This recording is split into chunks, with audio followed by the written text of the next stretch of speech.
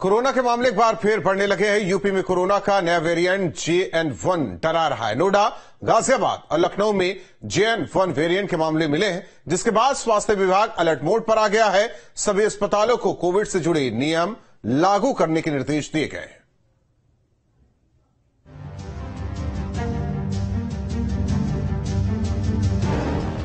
सावधान, फिर डरा रहा है कोरोना। कोरोना के नए वेरिएंट ने दी टेंशन। कोरोना का नया वेरिएंट, कैसे करें बचाव। कोरोना की रफ्तार, अलर्ट पर सरकार। अगर आप नोएडा, गाजियाबाद और लखनऊ में हैं तो आपको सतर्क रहने की जरूरत है, क्योंकि इन शहरों में कोरोना के नए वेरिएंट JN.1 ने दस्तक दे दी है और अब ये रफ्तार तेज होने लगी है।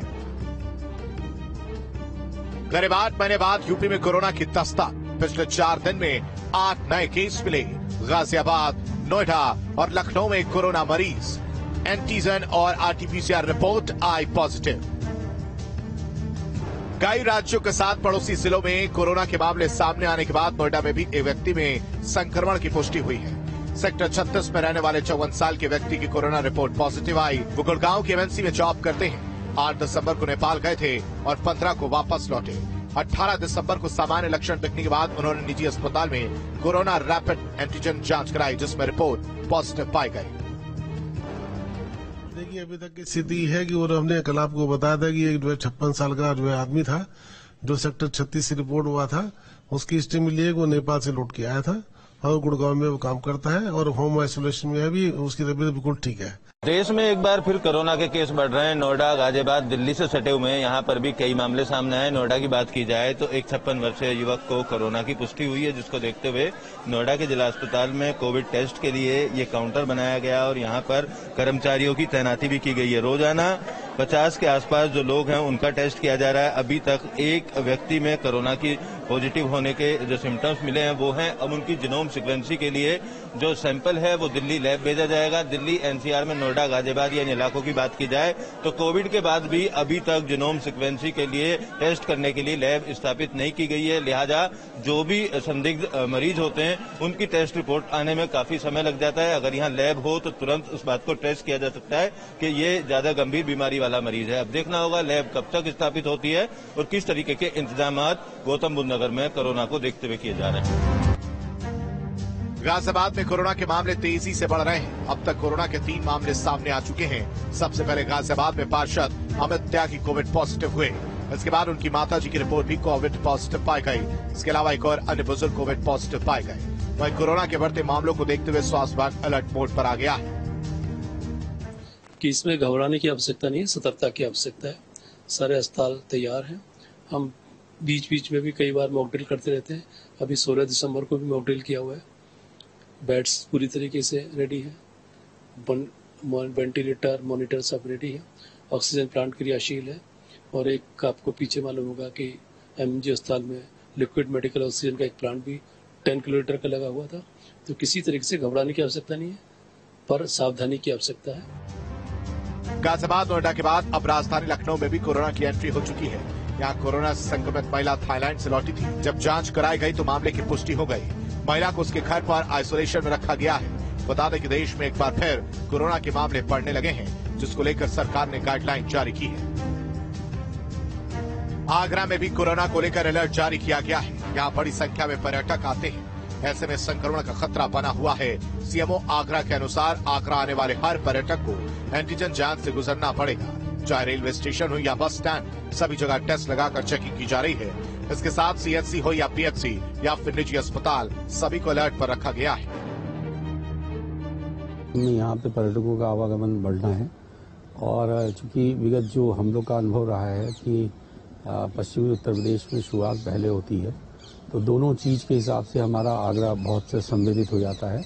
इसको देखते हुए जो भी पर्यटक की आने की जगह है, खासतौर से हमारे जो रेलवे स्टेशन है, बस स्टेशन है या हमारा जो ऐतिहासिक मॉन्यूमेंट्स हैं, वहाँ पे हम लोग ने अपनी चेकिंग की गतिविधियों को बढ़ाया है।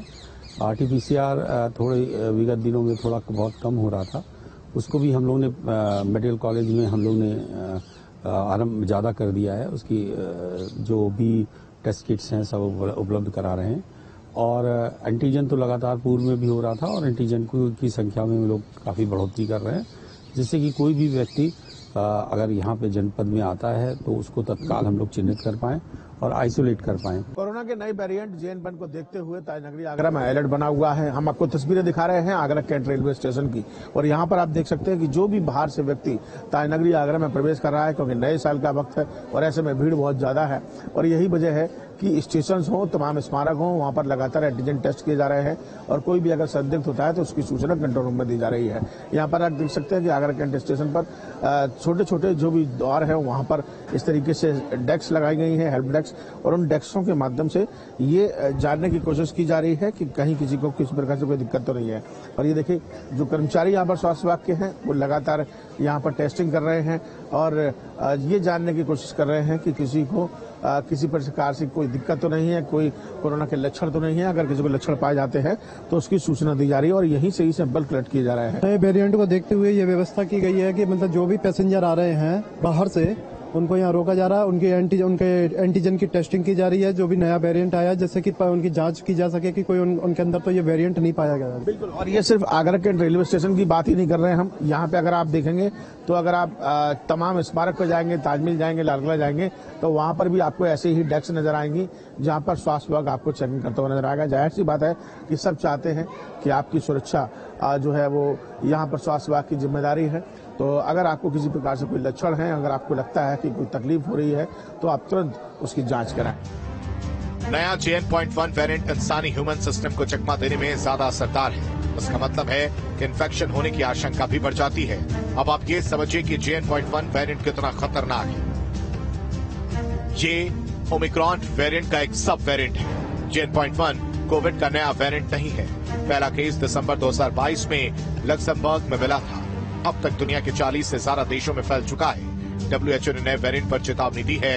JN.1 को वेरिएंट ऑफ इंटरेस्ट घोषित किया है। विश्व स्वास्थ्य संगठन ने JN.1 स्ट्रेन के बारे में बताया कि जांच में सामने आया है कि दूसरे वेरिएंट की तुलना में अधिक आसानी से फैलता है। JN.1 स्ट्रेन के लक्षण के बारे में भी जान लीजिए। बुखार होना, थकान, गले में खराश, सिर दर्द, खांसी, कंजेशन, कुछ मामलों में स्टोइंटेस्टाइनल समस्याएं। 3 साल पहले कोरोना तबे पांव आया था और महामारी बन गया। दुनिया ने 2020 में कोरोना का कहर देखा है। कोविड-19 से बचाव का मूल मंत्र एक बार फिर याद कर लीजिए, 2 गज की दूरी, मास्क है जरूरी। Team news station.